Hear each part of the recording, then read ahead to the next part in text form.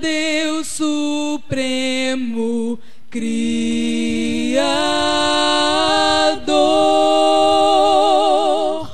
vós anjos e homens, dai louvor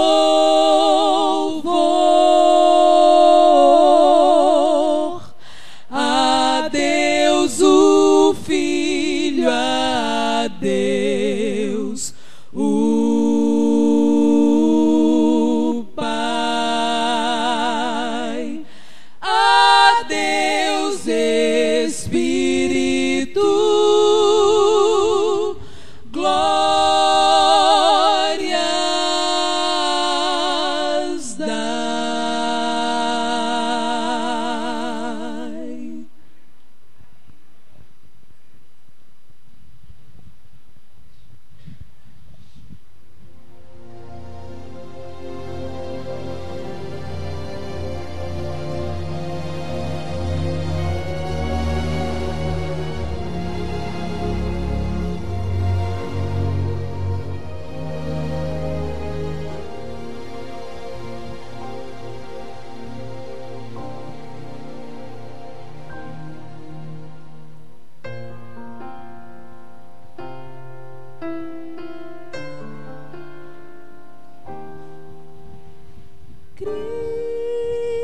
Cristo, o lírio do vale, rosa de Saron. Cristo, o meigo e bom pastor, amigo e bom irmão,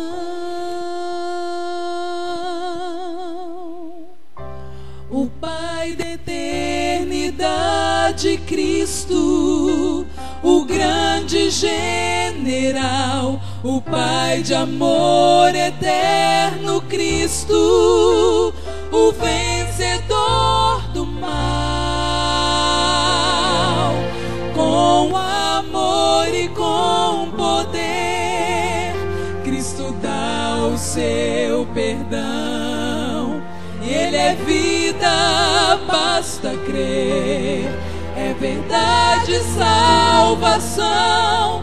Esse nome é eficaz, nome igual jamais foi visto, e esse nome traz a paz. Cristo.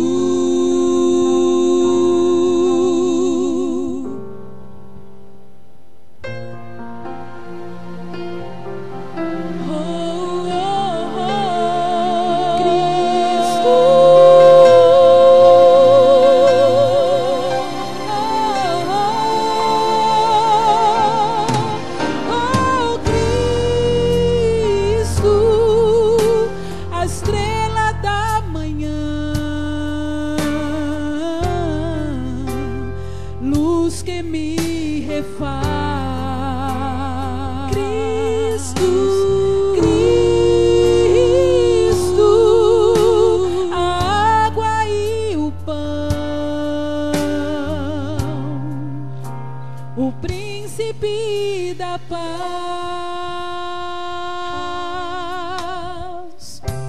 Deus forte, conselheiro, Cristo, o autor da nossa fé, a pedra de esquina, Cristo, é vida a quem quiser.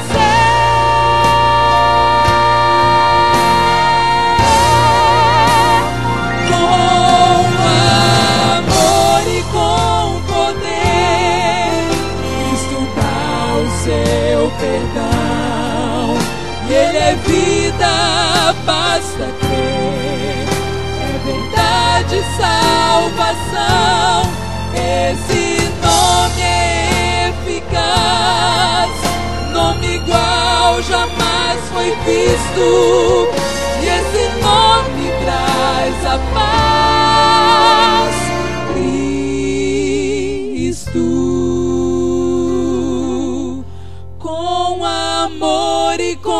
com poder, Cristo dá o seu perdão.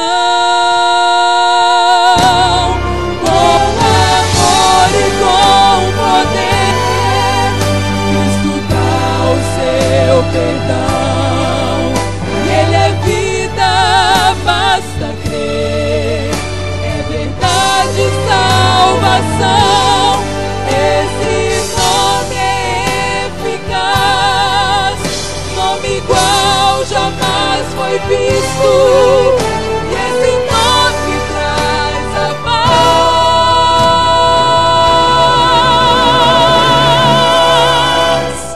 Cristo.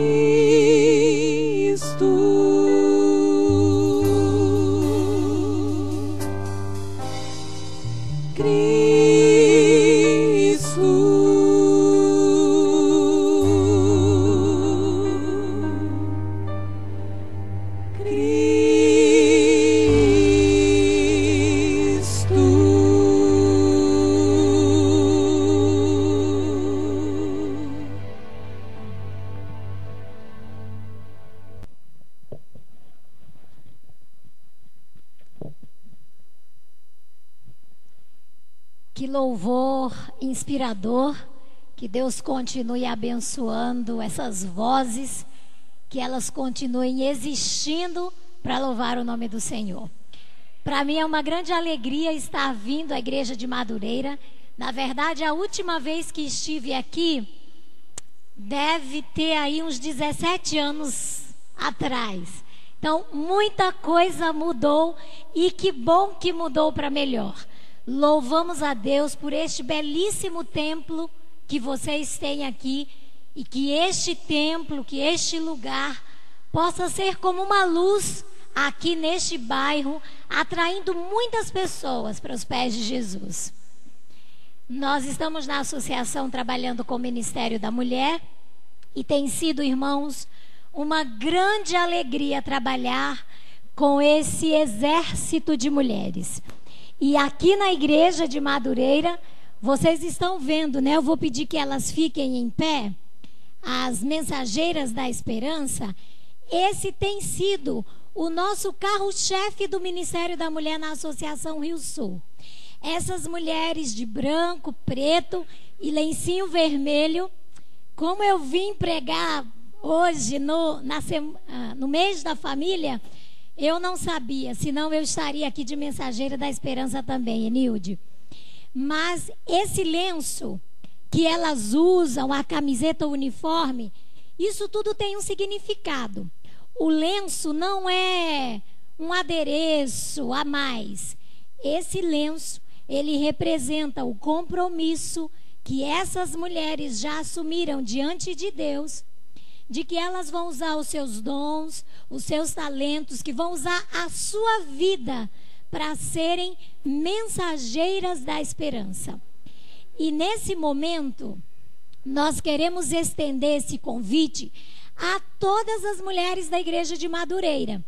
Elas estão com um papelzinho na mão, é um papel do compromisso, é um folheto que você vai preencher e vai manifestar também, mulher, o seu desejo de alguma forma ser uma mensageira da esperança. Eu vou pedir que elas distribuam nesse momento.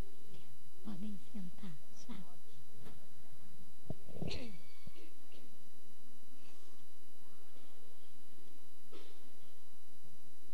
Vocês poderão estar preenchendo esse formulário, esse compromisso. E a saída, vocês devem destacar, ele tem um picote, vocês destacam e devolvem a parte menor para uma das mensageiras da esperança, ok? E no dia 2, terá aqui uma programação muito especial e aí teremos aí a oportunidade de investir você, mulher que ainda não foi investida como mensageira da esperança. Que Deus continue abençoando esse ministério desse exército tão significativo da nossa igreja, formado pelas mulheres mensageiras da esperança. Muito obrigada. A Enilde está me lembrando, eu esqueci. Até hoje são 14 mulheres investidas, mas esse número vai crescer em nome de Jesus. Já é um bonito exército, mas ainda ficará melhor para a honra e glória do Senhor. Neste momento, gostaria de convidar você a abrir a sua Bíblia no livro de Salmos, Salmo 127. Abra a sua Bíblia no Salmo 127.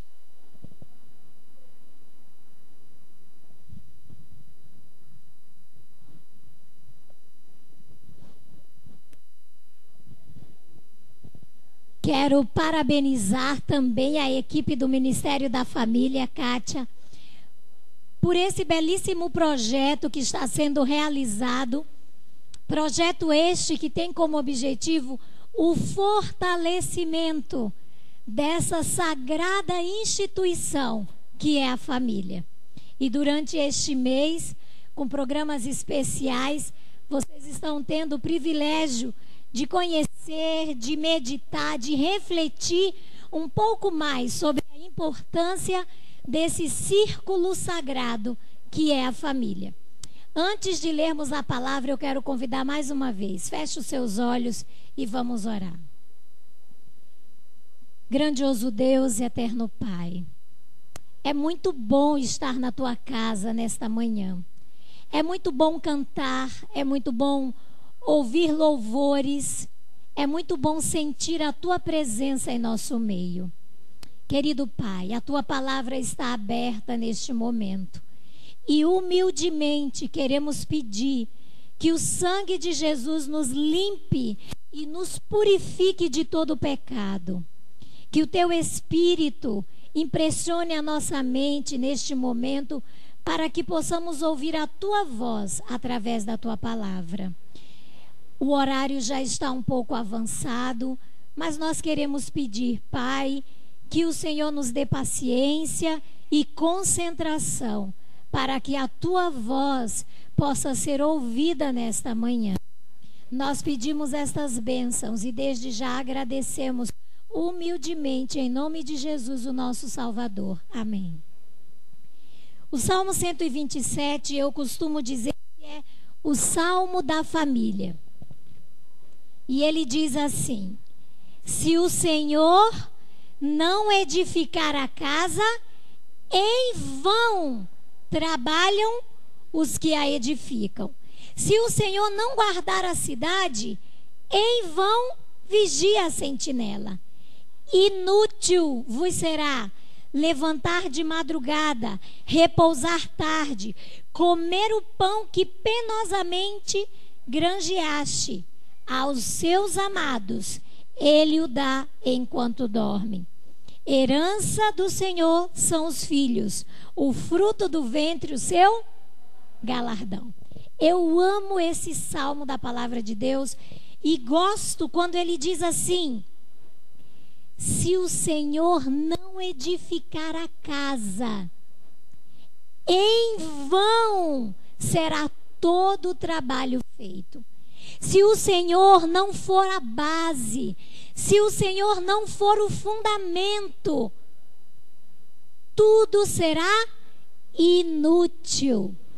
Para que essa igreja fosse edificada, para que essa igreja fosse construída, qual foi o primeiro trabalho dessa construção? O colocar de um alicerce, o colocar de uma base, de um fundamento. E se esse fundamento não for sólido, se esse fundamento não for bem colocado, o que pode acontecer com essa construção? Ela desaba, ela vem a cair. E sabe o que a palavra de Deus está dizendo? Se o Senhor Jesus, se Deus não for o fundamento da sua vida, se Ele não for o fundamento da sua casa, um dia a sua casa pode desabar. Um dia a sua casa pode cair também. Porque o firmamento, o fundamento, o alicerce, é a base, é a segurança de uma boa construção. Portanto, queridos, queremos famílias fortes, queremos famílias bem edificadas. Deus precisa ser o primeiro dentro do nosso lar. Ele precisa ser a base das nossas vidas. Muitas coisas nos angustiam hoje. A vida moderna, com as suas preocupações, nos fez escravos de algumas situações. Parece até brincadeira, mas a luta pela sobrevivência hoje tem se tornado o maior desafio dos seres humanos. E alguns, para manterem a sobrevivência da sua família, precisam ter 2, 3 trabalhos, porque a vida se tornou complicada. O trabalho que foi instituído por Deus para ser uma bênção para nós tem se tornado um grande desafio. Porque existe um pensamento que circula em nossa sociedade e nós, como parte dessa sociedade, somos influenciados por esses padrões estabelecidos. Vocês já perceberam hoje como as pessoas têm pressa no trânsito? Você está dirigindo no trânsito, você é o primeiro da fila, o sinal fechou na sua frente. Por alguma razão você se distrai e o sinal abriu.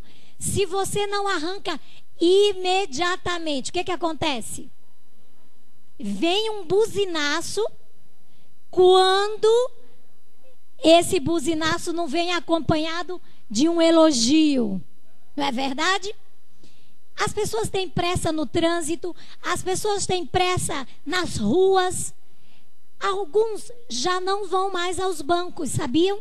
É preciso ganhar tempo. E para isso veio a internet. Pagamos contas, fazemos transações, fazemos tudo pela internet. É preciso ganhar tempo. Nas nossas casas, como são as nossas comidas? Comidas rápidas, comidas congeladas. Em meia hora o almocinho está pronto. Descongela o arroz, descongela o feijão, esquenta alguma coisa, está pronto. O mundo que a gente vive é um mundo que tem pressa. E eu não sei se já aconteceu com vocês, mas já aconteceu comigo algumas vezes, de chegar ao final de um dia e pensar assim: Senhor, eu precisava de mais algumas horas para terminar as minhas atividades deste dia.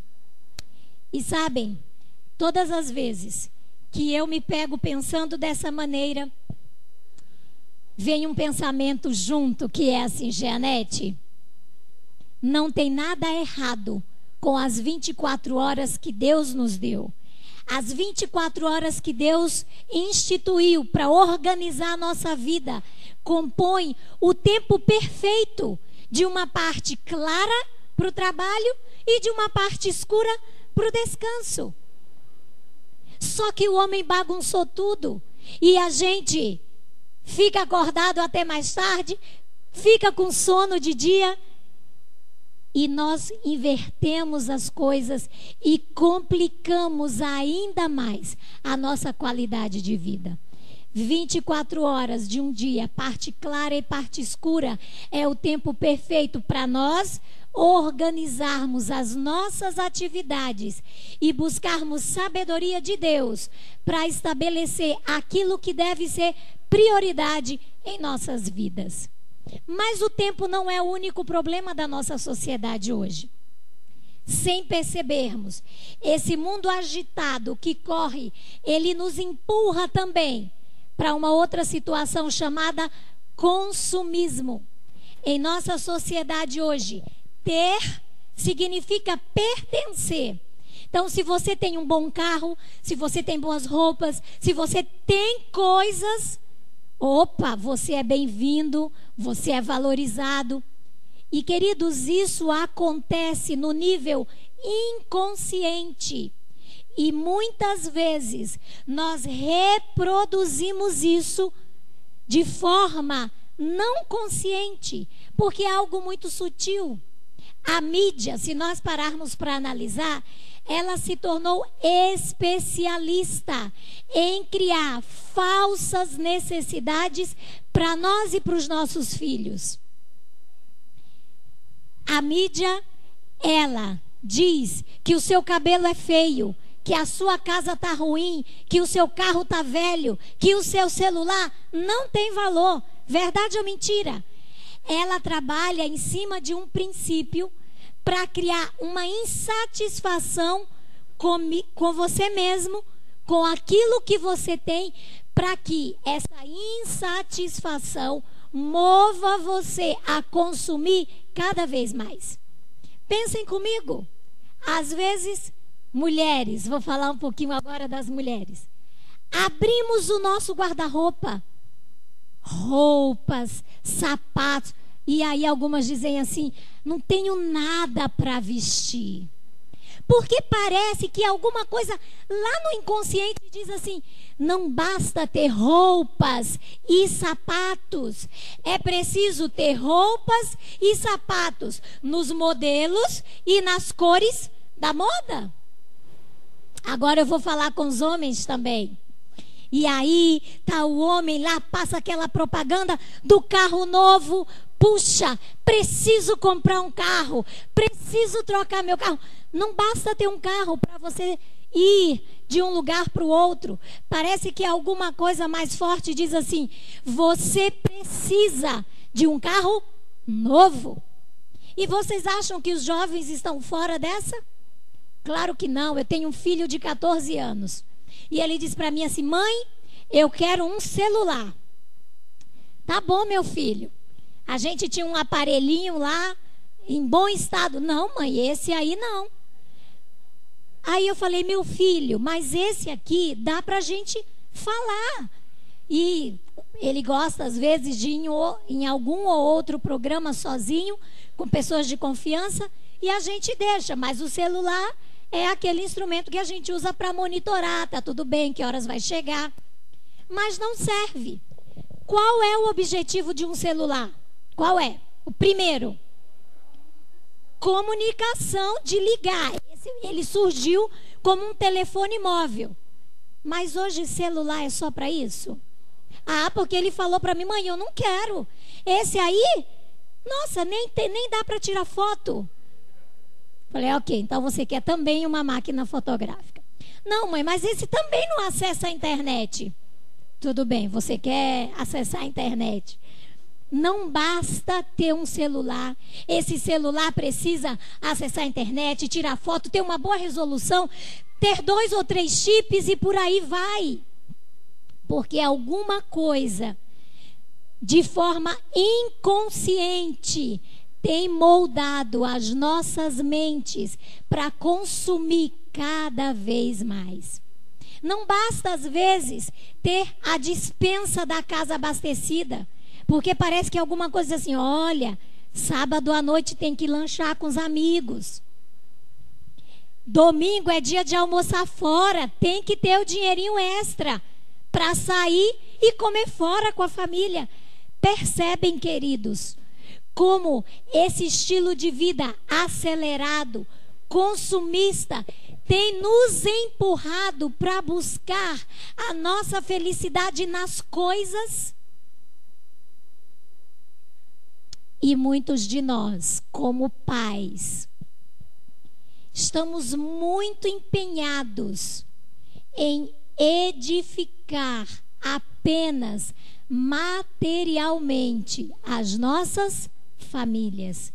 Trabalhamos como loucos porque queremos dar o conforto para a nossa família, porque queremos dar boa formação para os nossos filhos. Queremos garantir o inglês, a aula de informática, a aula de música, e nos empenhamos com toda a força.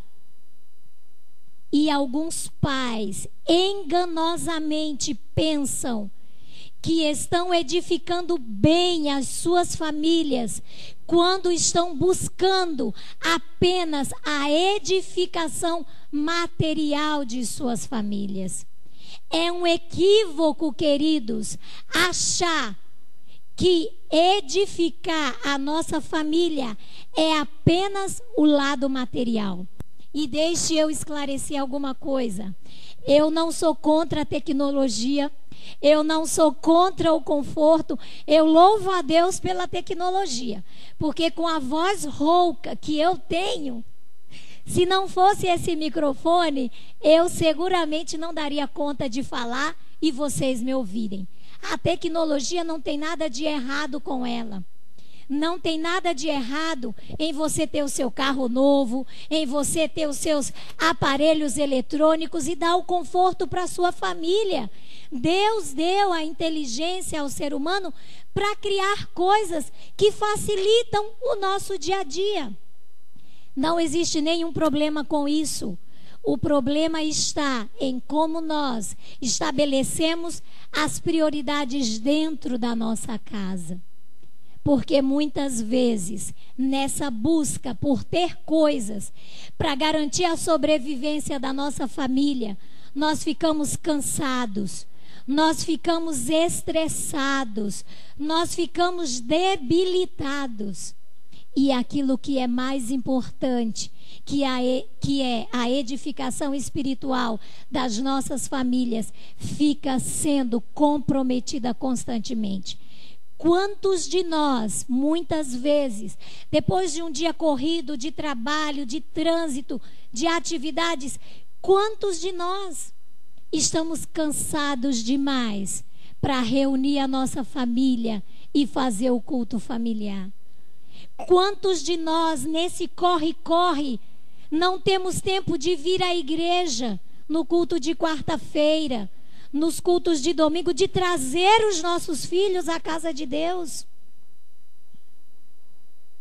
Sabem, no ano de 2009, nós estávamos morando em Brasília. Eu não sei se meu esposo já contou essa experiência. Nós morávamos ali em Brasília e ele recebeu uma ligação, uma prima dele. Eu só ouvi e pude entender mais ou menos pelas palavras que eu ouvia da parte do meu marido, quando ele dizia assim: mas ele estava naquele avião, mas o que aconteceu? E terminada a ligação, meu esposo estava perplexo, e eu perguntei o que aconteceu, e ele disse para mim: o Dudu, um primo dele, um oficial de justiça, um rapaz jovem, bonito, muito bem empregado, muito bem colocado no mercado de trabalho, havia se casado no sábado à noite com a Bianca, uma jovem, bonita, pediatra, recém-formada, com seu trabalho. Se casaram no sábado à noite. E no domingo, ganharam de presente a lua de mel, embarcaram para Paris. Casamento perfeito, casamento dos sonhos de muitas jovens. Uma realização, um momento de alegria para a família, um momento único. O que o Dudu e a Bianca não sabiam é que aquele dia em que eles entraram naquele avião para passar a lua de mel em Paris seria o último dia da vida deles. Porque aquele avião caiu e por 2 anos a família teve que conviver com a dor, com a tristeza, com o desespero de não poder sequer sepultá-los, porque os corpos, aliás, eles foram encontrados agora no finalzinho de 2011. A mãe ficou desestruturada, chocada, porque saíram de um momento tão lindo para um momento tão trágico. E pensando nessa coisa tão triste que eles viveram, eu fiquei pensando o quanto que a nossa vida é frágil, meus queridos. Nós estamos aqui hoje vivos, com saúde, louvado seja Deus por isso.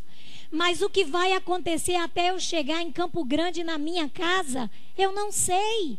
A nossa vida é muito frágil e nós não podemos colocar o foco da nossa vida apenas na edificação material.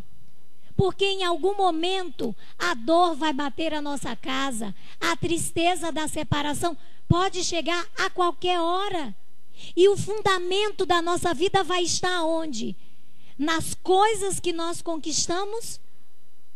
Nós, como pais, não cumprimos o nosso papel quando estamos preocupados apenas em edificar materialmente as nossas famílias. E como você, como eu, como nós podemos edificar de forma sólida a nossa família? É a última passagem que vamos ler. Abra sua Bíblia no livro de Deuteronômio, no capítulo 6.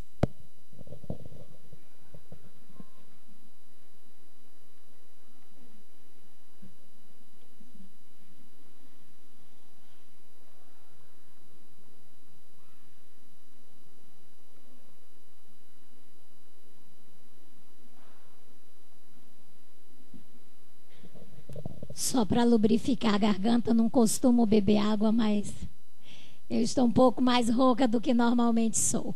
Capítulo 6, verso 4. Nós lemos assim: Ouve, Israel, o Senhor nosso Deus é o único Senhor. Vejam só, queridos, esse texto é poderoso. Verso 5. Amarás, pois, o Senhor teu Deus de todo o teu coração, de toda a tua alma e de toda a tua força. Estas palavras que hoje te ordeno estarão no teu coração. Que palavras devem estar no coração dos pais? Que palavras?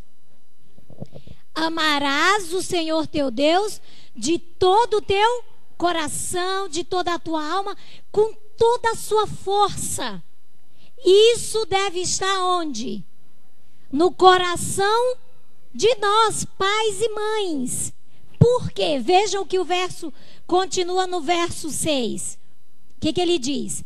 Estas palavras que hoje te ordeno estarão no teu coração. 7. Tu as inculcarás a teus filhos, e dela falarás, assentado em tua casa, andando pelo caminho, ao deitar-te e ao levantar-te. Também as atarás como sinal na tua mão, e te serão por frontal entre os olhos, e as escreverás nos umbrais de tua casa e nas tuas... O que a palavra de Deus está dizendo para mim, mãe, para você, mãe, e para você, pai? Para edificar a nossa família na base certa, no fundamento sólido, é preciso eu, mãe, você, pai, amar a Deus acima de todas as coisas. Ele deve ser o primeiro na sua casa. Ele deve ser o primeiro na sua vida. E depois que você vive isso, aí você vai fazer o quê? O que é inculcar?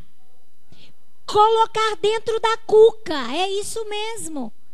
Só que vejam, o que a palavra de Deus traz para nós é muito profundo, porque hoje, se você pega qualquer livro de psicologia, de educação, você vai ler que um fator fundamental na educação dos filhos é o exemplo. Porque para a criança, para o adolescente e para o jovem, não funciona faça o que eu falo. Funciona o quê? Faça o que eu faço. Porque precisa haver uma coerência entre o que você fala e o que você faz. Já ouviram aquela frase que diz assim? As tuas ações me impedem de ouvir as tuas palavras.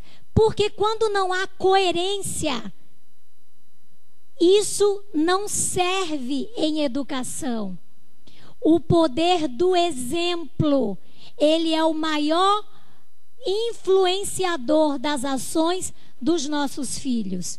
E eu gosto de uma historinha, quando era um dia de chuva, as crianças não podiam sair para brincar no quintal, elas brincavam dentro de casa. E a mãe na cozinha, fazendo o almoço, e as crianças correndo de um lado para o outro, brincando. A mãe não aguentava mais, foi na porta da sala e disse assim: crianças, parem de brigar. E a menininha, muito esperta, olhou para a mãe e disse assim: mas a gente não está brigando, a gente está brincando de mamãe e papai. Sabe o que isso me diz? O poder do exemplo. Por isso a palavra de Deus está dizendo assim, ó: antes de inculcar, eu, mãe, eu, pai, preciso ter uma vida sólida com o Senhor. Porque o que adianta eu dizer para o meu filho: filho, vai ler a Bíblia? Meu filho nunca me vê lendo a Bíblia. O que adianta eu dizer: filho, vai você para a igreja, e eu fico em casa? Filho, ora, o teu filho nunca te vê orando. Quando não há coerência, esse discurso não vale de nada. Por isso que a palavra de Deus diz: amarás o Senhor teu Deus, pai e mãe, de todo o teu coração, de toda a tua alma, de toda a tua força. E quando isso for uma realidade na sua vida, você vai inculcar na mente dos seus filhos. Vai inculcar primeiro pelo seu exemplo.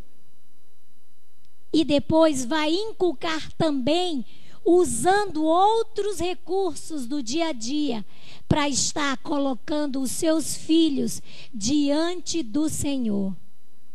Nós podemos edificar a nossa casa espiritualmente, solidamente, quando nós dedicamos tempo diário para o culto familiar. Quantas famílias da nossa igreja já não fazem mais o culto familiar? Tem uma pesquisa, e nessa pesquisa diz o seguinte: apenas 20% dos membros da nossa igreja fazem o culto familiar matutino e vespertino, de manhã e à tarde. 28% faz cultos esporadicamente.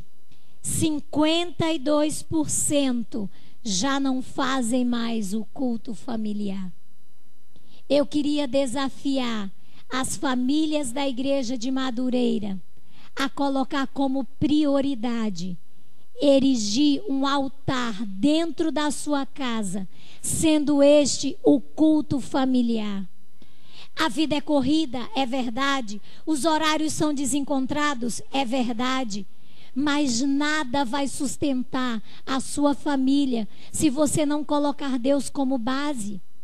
Então senta com a tua família, planeja o melhor horário, mas não deixa de colocar esse muro de proteção ao redor da tua família, que é o culto familiar. Porque é através do culto familiar que as crianças vão aprender sobre Deus. É através do culto familiar que elas vão aprender a se comportar de forma reverente na casa de Deus. É através do culto familiar que você e os seus queridos estarão unidos pelos eternos laços de Deus. É através do culto familiar que você vai encontrar força no momento em que está cansado. É através das orações do culto familiar que você vai abençoar a vida de outras pessoas. Nós não podemos negligenciar o altar da nossa família. E nós precisamos, queridos, compreender que a religião do lar, ela precede a religião da igreja. Um lar que tem uma religião prática, esse lar, essa família vai contribuir para a igreja. Mas às vezes a gente quer vir para a igreja para se fortalecer, mas é o inverso. A gente vive a religião no lar. E essa influência eu trago para a igreja. Vocês já ouviram dizer que a família é a célula-mãe da sociedade? Já não é mais assim em nossos dias, infelizmente. mas não é o plano de Deus. O plano de Deus é que tudo comece lá na nossa família, porque quando tivermos famílias fortes e edificadas espiritualmente, nós teremos igrejas fortes e edificadas espiritualmente também. Precisamos, queridos, dedicar tempo em casa para o culto familiar. Culto familiar deve ser um momento agradável. Por isso, use toda a sua criatividade. Eu tenho um livro, vou deixar como sugestão. Eu ia apresentar alguns dados, mas vou deixar como sugestão para você. Se você não tem, adquira esse livro. Altares em Chamas. O segredo da felicidade para a sua família. Aqui você vai encontrar muitas maneiras de ter um culto atrativo, um culto criativo, um culto onde as pessoas não vivam sem ele. Mas para isso é preciso planejamento, investimento, um horário definido, um local definido em casa para esses momentos de adoração em família. Nada pode substituir a formação espiritual. Veja o que Ellen White diz. Pais, orientação da criança, página 17. Lembrai-vos de que vosso lar é uma escola de preparo, no qual vossos filhos devem ser preparados para o lar de cima. Negai-lhe tudo, menos a educação em que deve receber. O culto familiar é uma das formas de você preparar o seu lar para o lar de cima. Mas você pode usar muitas maneiras para estar inculcando na mente dos seus filhos os princípios eternos. Porque, queridos, no momento da adversidade, quem vai sustentar a sua família? Quem nos sustenta na dor, na tristeza, no desespero? É somente Deus. E por que não usufruir da presença dele enquanto tudo está bem? Os filhos de Deus também passam pelas tristezas, pelas decepções e pelas aflições. Mas ter a segurança de ter a presença de Deus diariamente na nossa casa é um fator fundamental que vai nos sustentar no momento da crise e no momento da adversidade. Eu quero terminar deixando um sábio conselho da mensageira de Deus. Livro Lar Adventista, página 536, nós lemos assim: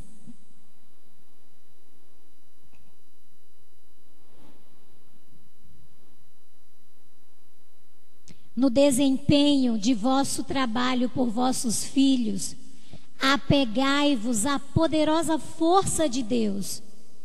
Encomendai vossos filhos ao Senhor em oração, sejam eles pequenos, sejam eles jovens ou adultos. Trabalhai por eles ferventemente e incansavelmente. Deus ouvirá vossas orações e os atrairá a si. Então, no último grande dia, podeis trazê-los a Deus, dizendo: eis-me aqui com os filhos que o Senhor me deu. A obra dos pais sábios jamais será apreciada pelo mundo, mas quando se instalar o juízo e abrirem-se os livros, sua obra aparecerá como Deus a vê e será recompensada diante de Deus, diante dos anjos e diante dos homens. Queridos, nós temos uma grande esperança. Nós estamos neste mundo apenas de passagem. O Senhor Jesus não instituiu a sua vida e não instituiu a vida da sua família para viver 60, 70, no máximo 100 anos. O Senhor projetou a cada um de nós, bem como as nossas famílias, para a eternidade. E para que isso seja uma realidade, que eu e você possamos colocar em primeiro lugar aquilo que é mais importante. Possamos edificar o altar do culto familiar de manhã e à noite, colocando um muro de proteção ao redor das nossas famílias.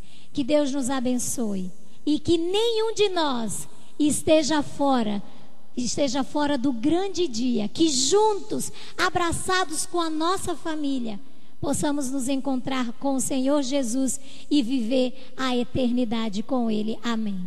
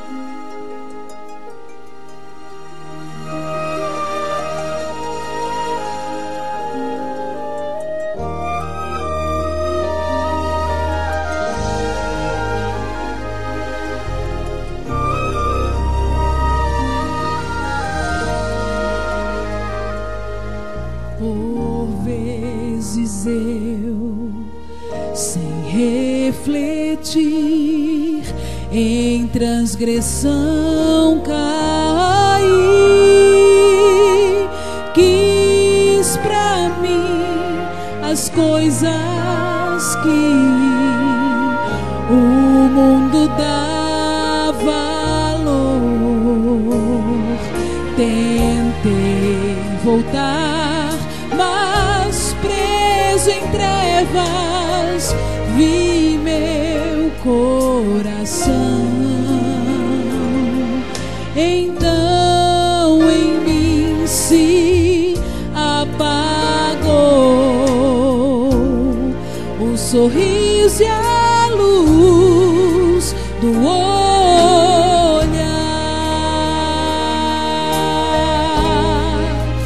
Preciosa graça do amor de Deus,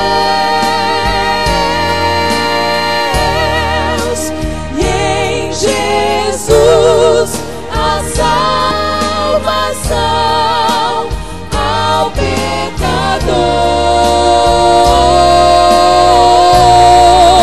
Sobre a cruz a sua vida entregou em meu lugar. Hoje estou livre, fui perdoado.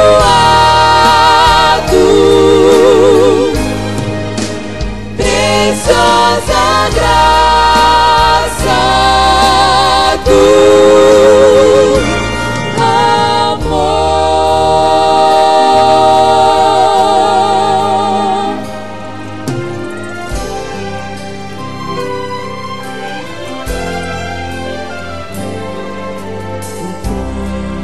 Enquanto ali eu conheci, prostrado em minha dor, mas quando eu vi meu Salvador, meu sorriso então voltou.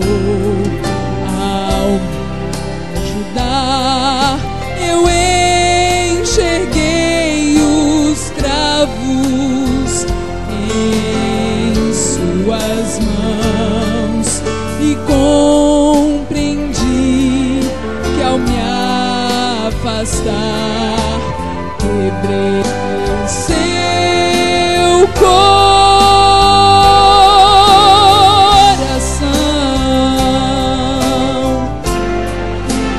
Preciosa graça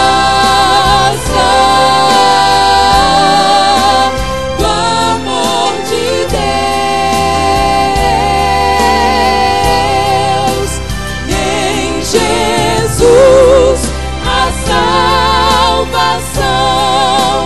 ao pecador.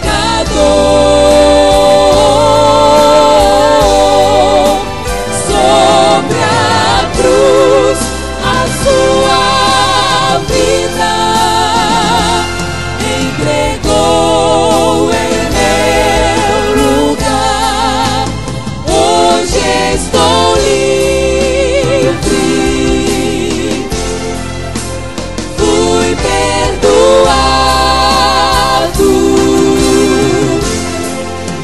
Preciosa graça do amor.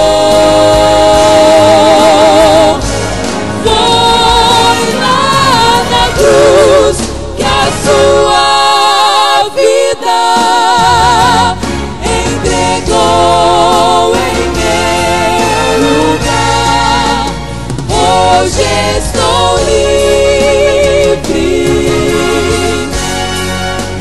fui perdoado.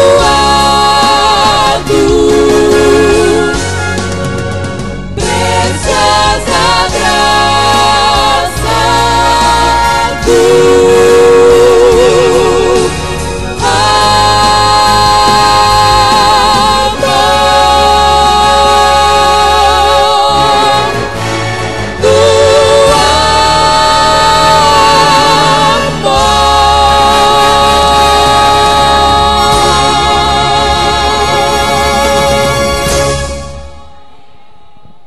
Eu queria fazer um último pedido. Eu queria que você abraçasse a sua família agora. Se você está longe, fica perto. Vai para pertinho. Eu vou me associar a alguma família, porque a minha família não está aqui. Então, aqui nós vamos fazer uma família. Quem está sem família se associa a alguma família. Nós vamos, neste momento, fazer uma oração de dedicação, de entrega das nossas famílias ao Senhor. Oremos. Querido Deus, maravilhoso Pai, como é bom ouvir que a Tua maravilhosa graça nos envolve a cada instante. Querido Deus, aqui estamos abraçados com os nossos queridos irmãos, amigos e familiares. Nós queremos, Pai, suplicar uma bênção muito especial sobre a nossa família, sobre os nossos filhos, Senhor. Se tem algum pai com o coração angustiado, porque o filho tem andado longe dos teus caminhos, nós pedimos humildemente neste momento, Senhor, visita esse teu filho, impressiona o coração, chame-o de volta, por favor, Senhor. Os filhos pequenos da nossa igreja, abençoe, Senhor, as crianças que crescem em nosso meio. Abençoe os adolescentes, os jovens, cada pai, cada mãe, nos dê sabedoria, Senhor. Nós vivemos em dias difíceis, tantas coisas nos consomem, mas nós não queremos negligenciar o altar na nossa casa. Não queremos negligenciar ter a presença de Deus em plenitude dentro da nossa família. Por favor, Senhor, nos perdoe se temos falhado nesse aspecto. Nós queremos muito, no grande dia do encontro com o Senhor, estar em pé na Tua presença com as nossas famílias. Não permita que nenhum de nós, Pai, fique fora do grande dia, mas que estejamos em pé diante da Tua presença com os nossos queridos para viver a eternidade ao Teu lado.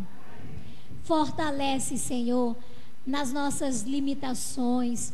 Nos ajude, Pai. Nós queremos que as nossas famílias sejam famílias de esperança, sejam famílias onde reine a presença de Deus.